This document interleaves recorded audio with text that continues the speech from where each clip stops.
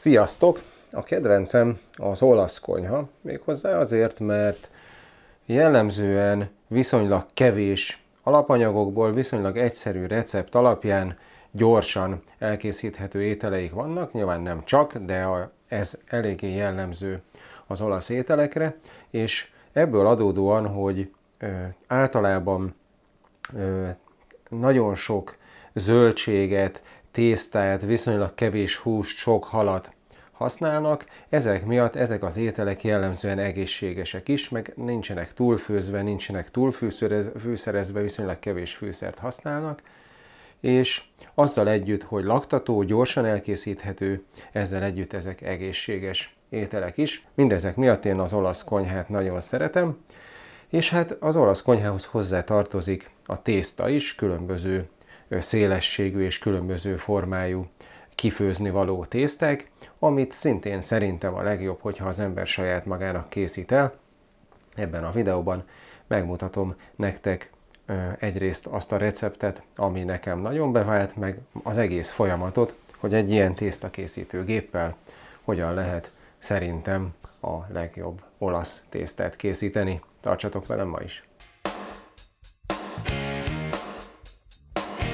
A viszonylag kevés alapanyaga a tésztakészítésnél is tetten érhető, ugyanis az olasz kifőtt tésztához gyakorlatilag semmi más nem kell, mint liszt, méghozzá nullás liszt, tehát olyan, amit például pizza készítésre is használnál, ez a legfinomabbra, a legkisebb szemcseméretűre őrölt liszt, és tojás. Az összetevők listája ennyi. Ami elengedhetetlen, az egy tésztagép. Az enyém, ez az eredeti, az originál, a Marcato Atlas. Ez nem is tudom hány évtizede létezőik pontosan ugyanilyen formában. Ezt a gépet én a nagymamámtól örököltem. Nézd meg, itt van a doboza.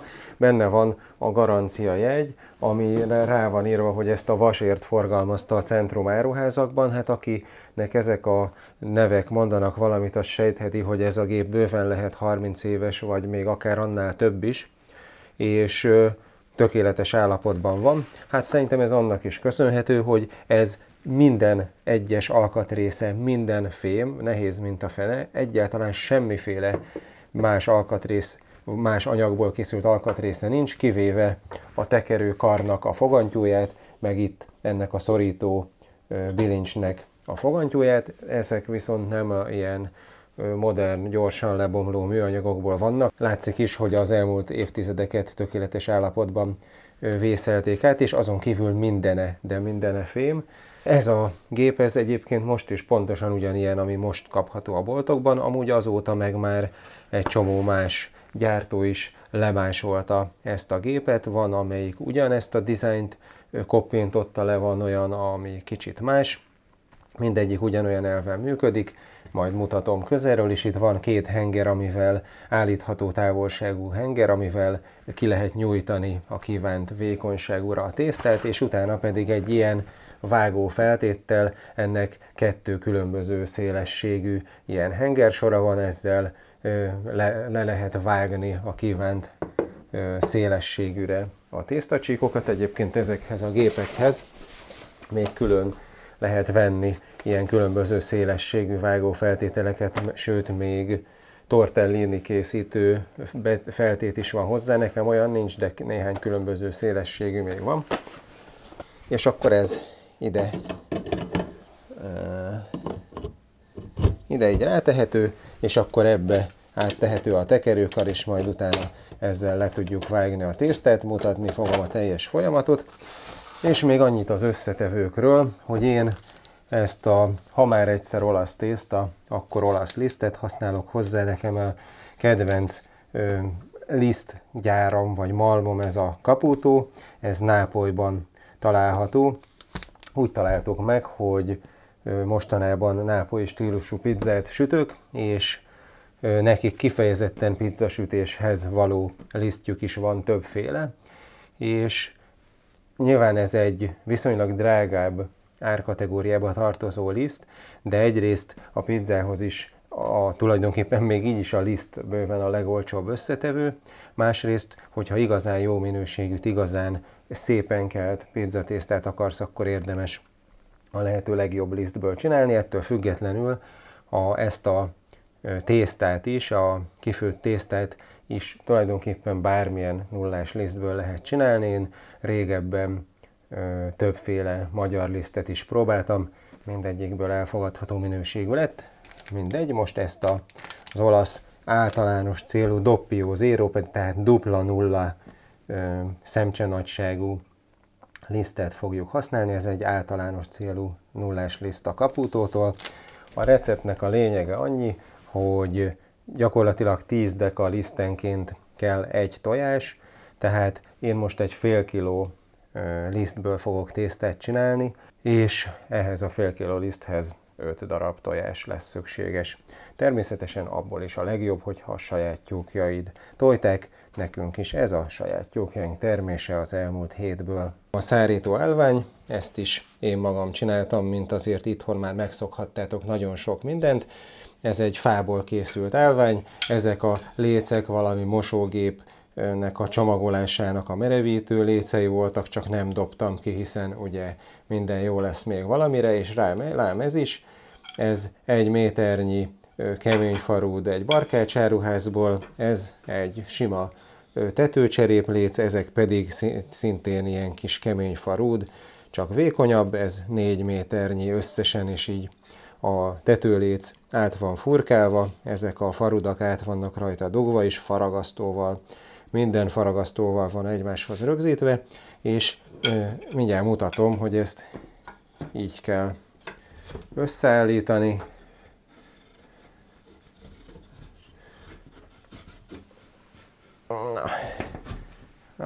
És azért ilyen szétszedhető, mert így, hogyha szétszedem, akkor sokkal kisebb helyen elfér a spájzban, és egyébként amikor meg kell, akkor meg így összeállítva tökéletesen használható. Fél kiló liszt egy tálba,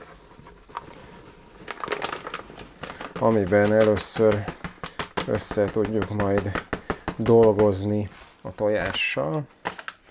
Ebben a tésztában a tojás, kizárólag a tojás adja meg a nedvesség tartalmat. Ugye ilyen szempontból is sokkal jobb, mint a durum tésztek, hiszen a durum tészta az semmi más nem tartalmaz, mint lisztet és vizet, és nyilvánvalóan annak a tápanyag tartalma jóval kisebb. Persze azért tud a durum tészta annyival olcsóbb lenni, mert ugye nincs benne tojás, és a tojás drága. Ez a fajta tészta, az biztos, hogy nem lesz olcsó, hiszen, hogyha belegondolsz, 1 kiló liszthez 10 tojást tenni, abból lesz mondjuk, mikorra megszárad, mondjuk 1,2 kiló tészta, és ahhoz képest mondjuk a 10 tojás ára legalább 1000-es, 1 kiló ilyen liszt az olyan, meg tudom én, 500 forint, tehát akkor már ott 1500 forintnál járunk, és akkor 120 deka tészta. Nem olcsó, de így lehet szerintem a legjobb tésztát előállítani, meg gondolj bele, 10 tojásos száraz tészta, azért az nem akármi, a tápanyag tartalma nagyon-nagyon jó, szinte magába is lehetne enni, ehhez nem kell húst vagy akármit enni, szinte nyilván fogunk hozzá valamennyit, de valójában ez magában is már egy nagyon tápláló cucc ennyi tojással. Na, a lényeg, hogy itt van az 500 g lisztünk, és akkor hozzátesszük az 5 darab tojást. Igazából az a szerencsés, hogyha az 500 g liszthez körülbelül 250 g-nyi tojás kerül. Ezek egy átlagos méretű tojásnak a belseje az körülbelül 50 g, de itt mérem is, közben rajta van a mérlegen, látod, ez már 57. A mi tyúkjaink szerintem azért a sima bolti tojásokhoz képest nagyobbakat tojnak, mert jól tápláltak. Igazából az lenne a szerencsés, hogyha 250 g-nyi lenne az 5 tojás. Ez így már most látom, hogy egy kicsit több lesz, mert a 4 tojás már 226, 283. Így én még egy kicsi lisztet teszek hozzá, még egy plusz 50 g lisztet én teszek hozzá. Azért is, mert az ilyen fajta tésztáknál fontos, hogy a lehető legkeményebb legyen a tészta, akkor lehet majd szépen kinyújtani, és akkor lehet szépen felvágni ezzel a géppel. Most jön azt, hogy össze kell dolgozni a tojást a liszttel.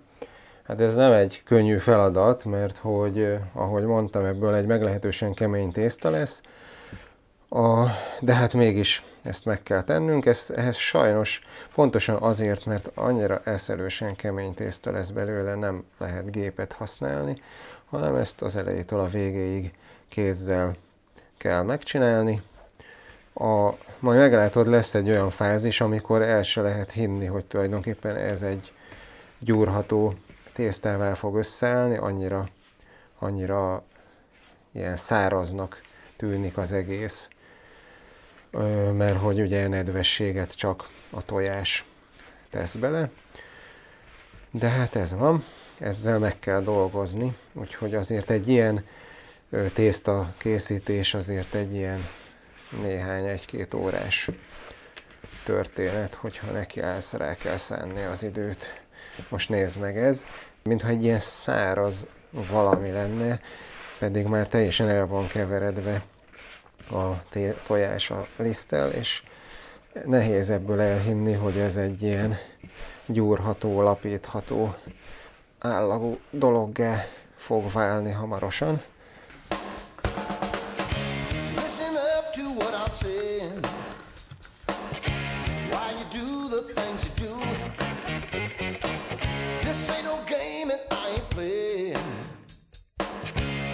Just trying to get to you.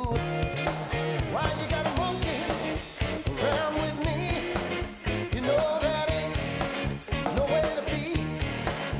That's about a funky thing to do. Na, és összesen egy 10 percnyi gyúrkálás után azért ez egy elég kemény fizikai munka lett, egy ilyen egységesen sárga színű, kívül belül egyforma állagú tésztagömböcünk. Ezt most egy negyed órára be kell tenni egy lezárt műanyag dobozba, vagy egy nejlonzacskóba, hogy a lisztnek az apró szemcséi teljesen magukba tudják szívni a tojásból a nedvességet, és ezáltal alakul ki egy ilyen nagyon homogén, nagyon jól gyúrható tészta a végére, úgyhogy most pihentetjük egy kicsit, meg addig magunkat is.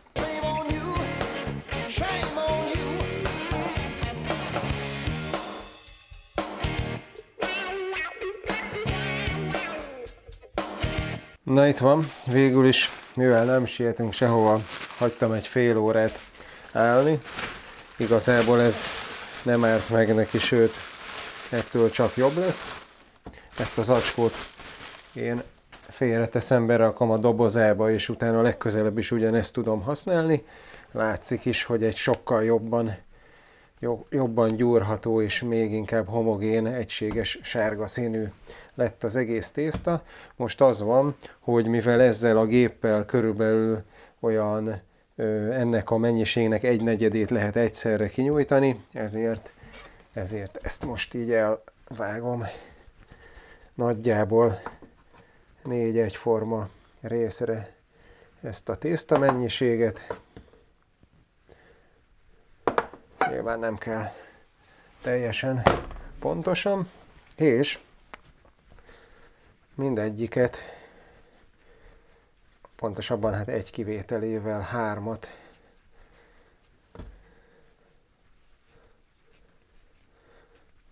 beteszek egy-egy zacskóba. Nekem ezek a zacskók is ide vannak készítve a gépnek a dobozába, és akkor ezeket használom mindig. Ez a tészta, nézd meg, egyáltalán nem ragad semennyire már, tehát nem fog hozzáragadni az zacskóhoz se, és azért fontos, hogy be legyen téve az zacsiba, hogy ne száradjon ki addig se, amíg a többivel dolgozunk. Na, szóval itt van a 3, és itt van a 4. darab, ezt pedig érdemes kinyújtani, úgy körülbelül, tehát egy ilyen hosszúkás, és mondjuk mit tudom én, ilyen 7-8 mm vastagságúra, hogy a gépbe be lehessen majd küldeni. És akkor itt most látod, hogy a gépnek az 1-es fokozaton van, ez itt állítható 1 és 7 között ezeknek a hengereknek a távolsága, így a 7-esen a legkisebb és 1-esen a legnagyobb köztük a távolság, és akkor így elkezdjük szépen nyújtani.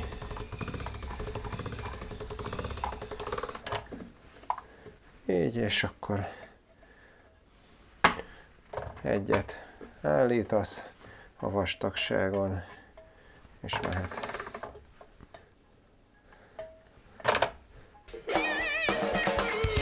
First you act like you're down with it, then you act like you don't know. Fire me up or just forget it. Fire me up or let me go. Why you got a monkey around with me? You know that ain't no way to be. That's about a funky thing to do. Shame on you, shame on you.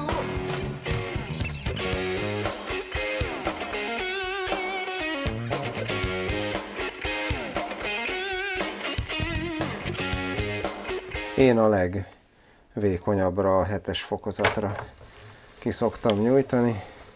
Szerintem úgy lesz jó. Hát látod, hogy így már egy kicsit kezd nehezen kezelhetővé válni. Itt jobb lenne, hogyha... Tehát egyszerűbb, hogyha van egy segítséged, aki ilyenkor kezeli a tésztának a végét. De azért egyedül is meg lehet oldani, hogyha elég ügyes az ember. Csak itt már egy kicsit kell a hely.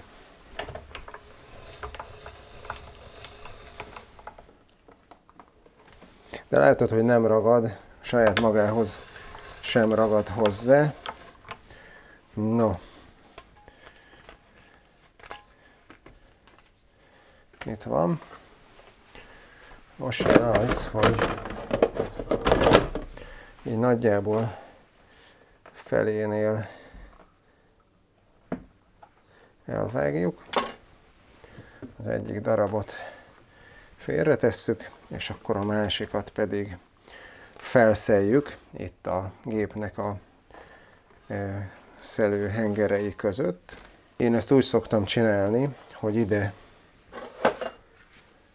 itt érdemes belisztezni a placot, hogy utána már a levágott tészta se ragadjon össze, mert azért ott már egy kicsit hajlamos összeragadni, és akkor ezt ide befűzzük, ezt a tekerőkart ide át.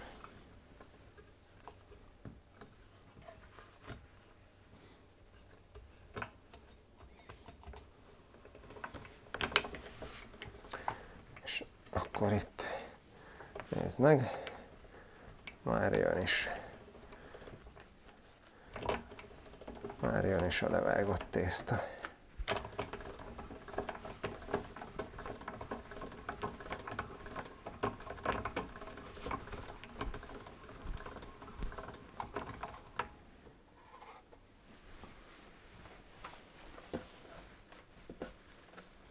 És ezt, hogyha ide bele forgatod a lisztbe, akkor az egyből megakadályozza, hogy ezek a már levágott tésztaszálak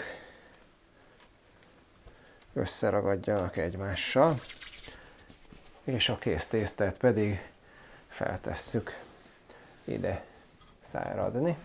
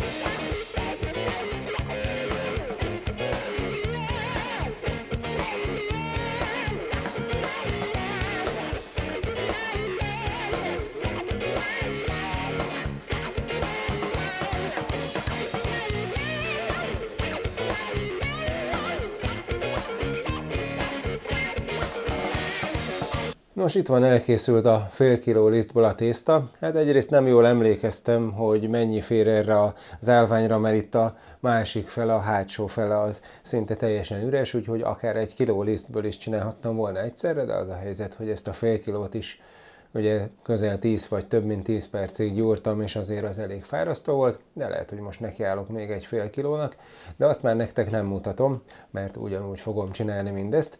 Az egy fontos tanulság, hogy itt is a lehető legjobb minőségű alapanyagokat érdemes használni. Én korábban közepes minőségű lisztekből is csináltam tésztát, és azért volt az a reflex, hogy be kell lisztezni, mert azoknál a levágás után ez a vékony szálak hajlamosak voltak egy picit összeragadni, de ebből az igazán jó minőségű lisztből egyáltalán nem, és azért így sokkal jobb, hogyha nincs belisztezve, mert akkor a főzővizet sem lisztezi majd össze, meg nem potyog róla, úgyhogy valójában nem kell lisztezni. Azt korábban nem jól mondtam, hogy ha igazán jó minőségű lisztet használsz, és igazán sikerül megfelelő állagúra kidolgozni a tésztát, akkor nem szükséges a liszt. Most ez egy 24 óra alatt simán megszárad, addig itt az asztal szélén foglalja a helyet, aztán pedig egy papír kartondobozba elrakjuk, és ott szépen így szárazon gyakorlatilag bármeddig eláll, tehát nem kell hűtőbe tartani, meg semmi ilyesmi, szárazon bármeddig eláll. Remélem, hogy hasznos volt ez a videó a számotokra, csináljatok ti is tésztát, termeljetek magatoknak tojást, mert abból a legfinomabb, és hogyha hasznos volt, akkor szokás szerint kérek egy lájkot a videó alatt, iratkozz fel, ha még nem vagy, és találkozunk legközelebb. Sziasztok!